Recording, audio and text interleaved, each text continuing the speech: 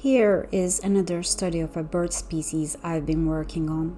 After researching ostriches and rheas, I became curious about other large flightless birds, and that led me to cassowaries. I wanted to learn more about them for inspiration and also to build up my visual library.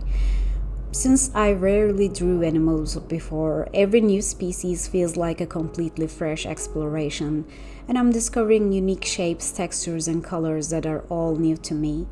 Cassowaries are fascinating and mysterious creatures, native to the rainforests of northern Australia and nearby islands. They're among the heaviest birds on Earth. Though flightless, they're powerful runners and surprisingly good swimmers. Their jet black feathers aren't soft like those of flying birds. They're more coarse, helping to shield them from dense underbrush and rain. The most striking feature of the cassowary is its vibrant blue neck and helmet-like casque on top of its head. Scientists believe the casque helps them push through foliage, but it might also play a role in communication or even implying sounds. I chose the dwarf cassowary to illustrate, and the dwarf cassowary is endemic to the montane cloud forests and tropical rainforests of the island of New Guinea.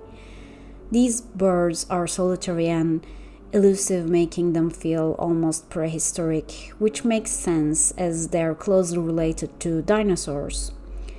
Cassowaries are also known for their sharp claws, especially the dagger-like claw on each foot, which they can use to defend themselves if threatened.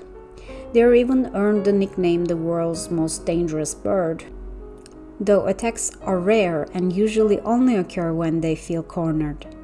From a design standpoint, cassowaries are a goldmine. Their silhouette is bold and dramatic. The thick legs, compact body, tall neck, and alien-looking casque create a striking profile.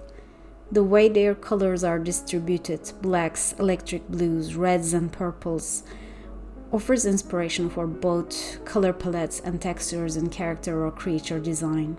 Their forms could inspire creatures built for dense environments, maybe jungle guardians or swift runners that can navigate through terrain. Their casque could evolve into something more exaggerated, like a shield or sound amplifier. Cassowaries also bring a sense of mystery and ancient power, which is great for world building.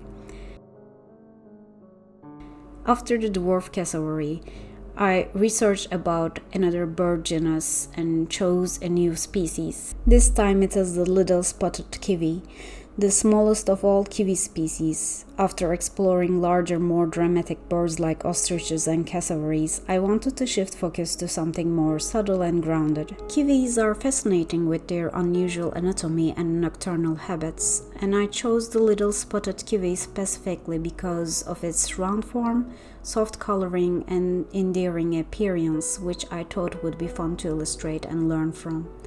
Unlike most birds, kiwis don't fly, and their wings are so small they're almost invisible. They have loose, hair-like feathers that give them a furry look, and their long, slender beaks have nostrils at the tip, something rare among birds. This allows them to sniff out insects and worms underground.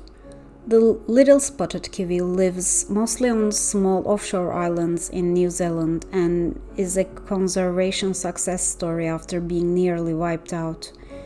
The kiwi is also deeply tied to New Zealand's national identity. It's a symbol of uniqueness, resilience, and connection to the land. The bird's unusual characteristics and its presence only in New Zealand make it a powerful emblem of the country's biodiversity. Over time, kiwi became a common nickname for New Zealanders themselves, a term now used with pride both at home and abroad. From a design perspective, kiwis challenge a lot of bird-related expectations. They are low to the ground, compact, and extremely quiet. Their muted, earthly colors help them blend in with forest floors, and their round shape gives them a gentle, almost shy visual personality. Studying kiwis, especially this little species, helped me think more about subtle storytelling in creature design, how form and behavior can suggest mood, environment, and vulnerability. This study was an interesting contrast to the bold forms of previous birds I've drawn. I feel like this one helped me explore softness, quietness, and grounded motion in character silhouettes. I'll definitely be using some of these features for later concept projects. And I ended my study session with drawing an emu. After exploring ostriches, cassowaries, and the little spotted kiwi, the emu felt like a natural way to round out my series on large flightless birds. Emus are the second largest birds in the world, native to Australia, and they have a very different kind of energy. Curious, alert, and a little awkward in a charming way. I wanted to capture that in my sketches and also better understanding their anatomy and movement. Emus have shaggy brown-gray feathers that almost look like coarse fur, helping them blend into dry grassy landscapes. They can't fly, but they're excellent runners capable of reaching up to 50 kilometers per hour thanks to their long, powerful legs. I was especially interested in how their bodies are balanced. Large, round torsos paired with strong legs and relatively small heads. It creates this almost comical but elegant silhouette that's really fun to work with.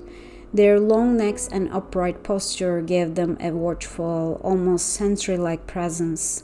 Unlike cassowaries, they lack bright colors, but there's still subtle iridescence in their feathers and soft bluish tones on their necks.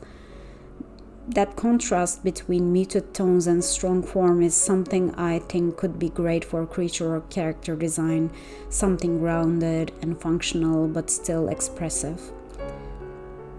Studying the emu helped me think more about posture and gesture in design.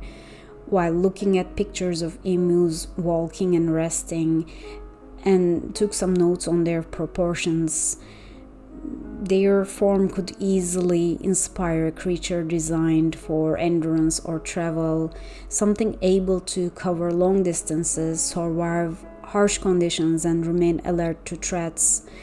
I really enjoyed working on the emu. It brought a nice balance to the whole bird study series. I'm excited to carry these ideas into future projects, so I made 3 new studies of bird species and took some notes.